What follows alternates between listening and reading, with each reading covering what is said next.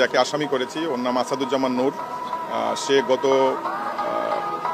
20/8/2024 তারিখে তার ফেসবুক স্ট্যাটাসে এবং ইউটিউব চ্যানেলে নবী করিম সাল্লাল্লাহু আলাইহি সাল্লাম এবং পবিত্র কোরআনের বিষয়ে যেটা আমি ভাষায় প্রকাশ করতে পারবো না এরকম কিছু অশ্রাব্য ভাষা ব্যবহার করেছে এবং লাইভে থেকে সে পবিত্র কোরআনের বেশ কয়েকটা পাতা ছিঁড়েছে এবং কোরআন শরীফকে সরাসরি তাচ্ছিল্যতার সহিত সে ছুঁড়ে মেরেছে, যেটা আমার ক্লায়েন্টের এবং সমগ্র মুসলমান যারা ধর্মবীর মুসলমান পবিত্র কোরআনে এবং আল্লাহকে বিশ্বাসী তাদের ভাবাবেগে চরম আঘাত এনেছে।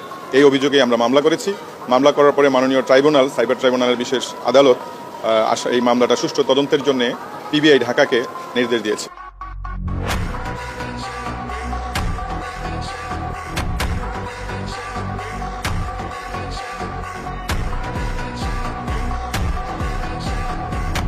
যাকে আসামি করেছি ওর নাম আসাদুজ্জামান নূর।